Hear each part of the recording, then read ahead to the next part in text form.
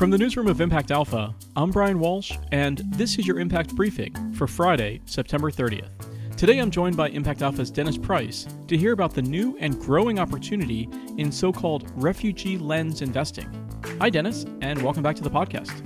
Hi, Brian. Good to be back. And later, we'll share some highlights from this week's Agents of Impact call. But first, here's what you need to know from This Week in Impact Investing.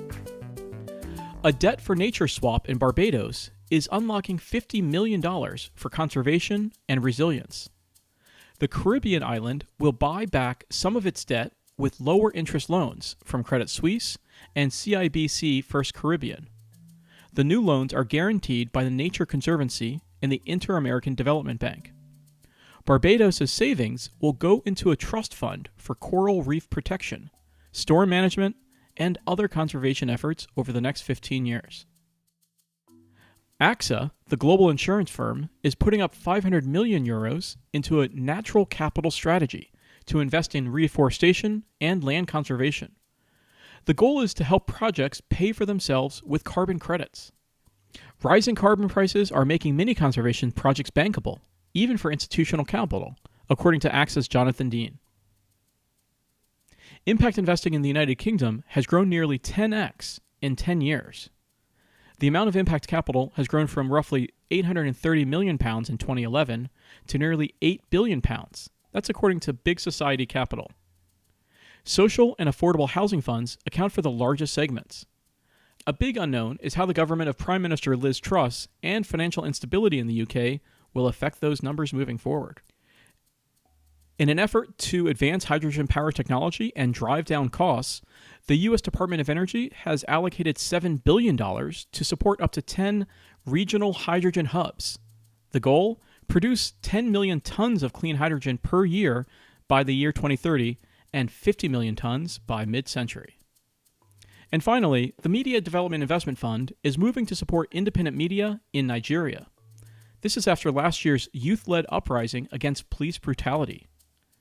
The Media Development Investment Fund, or MDIF, has made a dozen investments to help local news outlets improve their finances and strengthen their independence.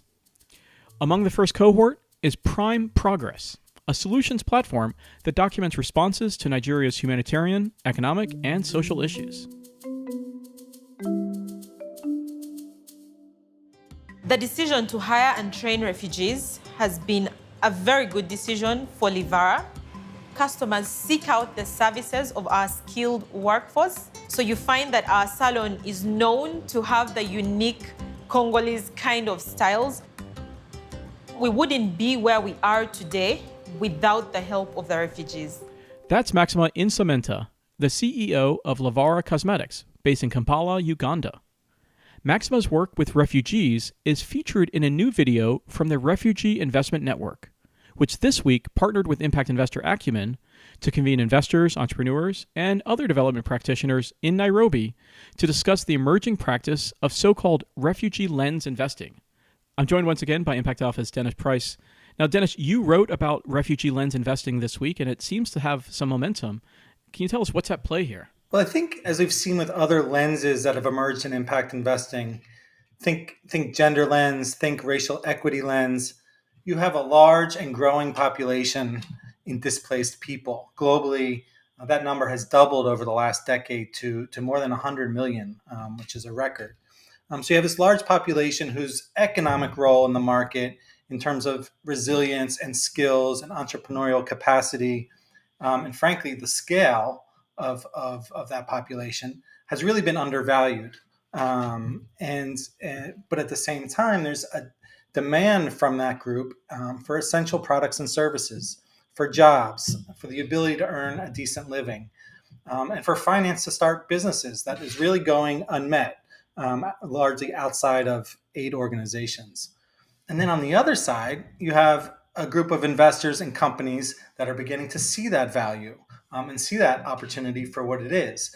Oftentimes, they didn't even realize they were investing in refugee-led companies or companies that are serving refugees, but have come to realize it and are now doing the research, connecting with each other, making connections, and trying to aggregate capital to do this more intentionally. So, can you back us up a little bit here and just define what exactly is a refugee investment?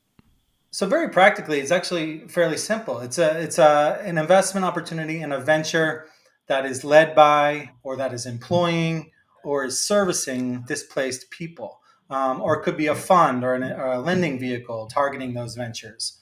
A group called the Refugee Investment Network actually is a six-part framework that investors are now using to assess and qualify deals along those lines. And so, for example, Maxima, who we heard from earlier in Uganda, is building an entire franchise of beauty salons that is tapping Congolese refugees as employees and gaining an advantage from that, as she shared. In northwest Kenya, in the Kakuma refugee camp, which is one of the world's largest encampments, there's a number of companies, refugee ventures that are gaining traction. So, for example, Hydroponics Africa is producing and distributing hydroponic farming equipment in that region, which is water scarce, to refugees, but also to host community members to grow and sell food more water efficiently.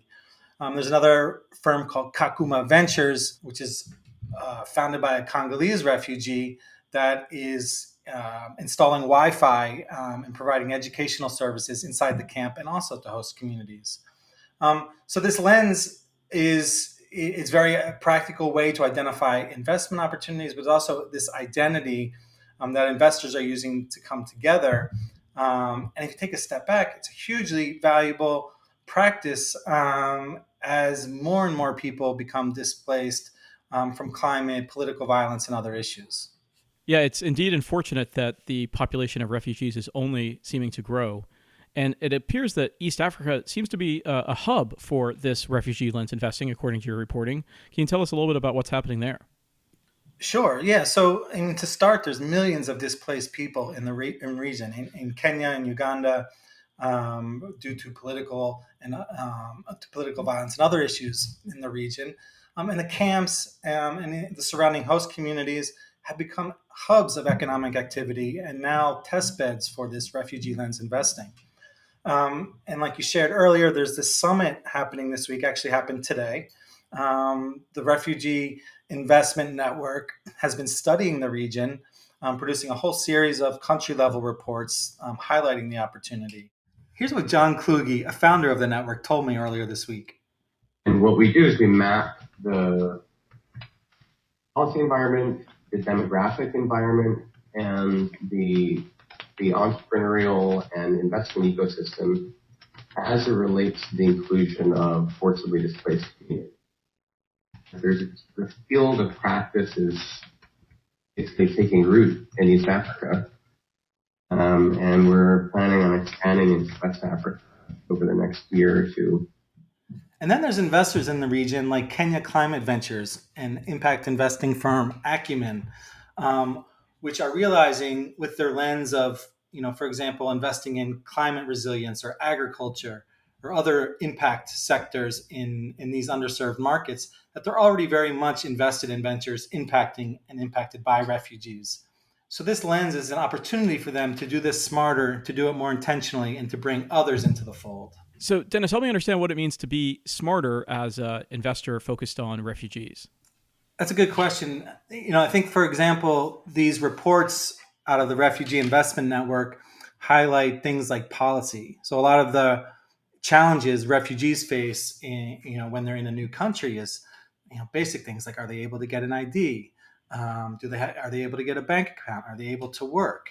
And believe it or not, some countries restrict those things.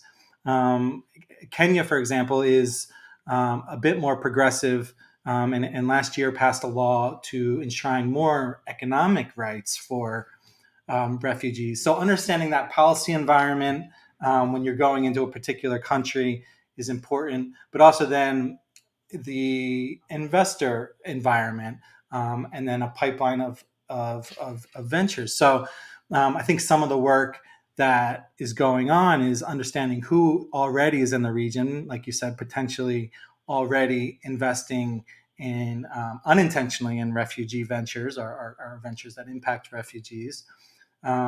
Understanding where those companies are, understanding the various models whether the impact on refugees is through employment, is it through a good and service. So sort of categorizing all of that like you would do sort of in any market. Here, your lens is that person, that displaced person who has a unique set of challenges, but also tremendous set of skills and qualities that has helped them get to where they are. And actually, I think Maxima, who we heard from earlier, does a really good job laying out the opportunity here. Let's hear from her. Within the next 5 years, we hope to open up to 50 salons through the franchising model. So working with refugees is important for our growth plan, and we shall continue investing in refugees.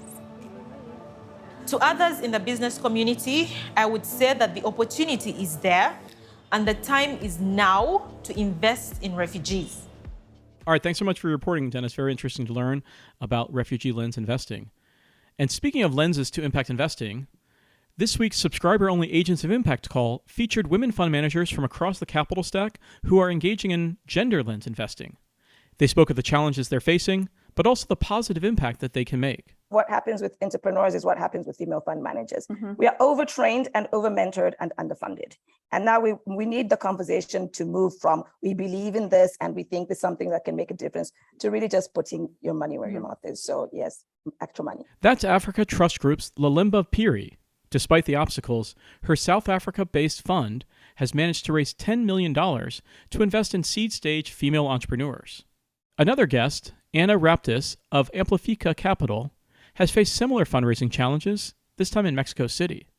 I see a lot of head scratching about, how do we get this capital to first-time fund managers? And as Lalemba said, it's just write the check, understand what the risk profile is, understand that, yes, some fund managers are going to do really well and some won't. But when you put that across an investment portfolio, you can turn out having some very good results. One of the more promising avenues has been development finance institutions, or DFIs, which have been the biggest gender lens investors in emerging markets, helping to unlock more than $10 billion through the so-called 2X challenge. But even they can be too risk-averse to bet on women fund managers, most of whom are raising capital for the first time. Here's Lalimba again. We actually need to make development finance a lot more accountable. They can see, they're fully aware how development is massively driven by the SMEs and by the startups in any economy. And so just choosing to ignore a whole asset class, I think, is actually unacceptable. And so if it's a conversation about not understanding the asset class, then let's have more conversations. Noted impact investor Suzanne Beagle, who is the driving force behind the organization GenderSmart, said better engagement of corporates and local pension funds is crucial to building gender-based finance in emerging markets. We need more partnerships. We need, corporates together with banks, together with development finance actors, different constellations of players coming together. And there's some beautiful examples of that have happened already. But building women's wealth. So building the wealth of women fund managers, building the wealth of women entrepreneurs, so that they can turn around and then invest in the next generation. You can catch the full replay of this conversation on YouTube or on Impact Alpha. We'll have a link in our show notes.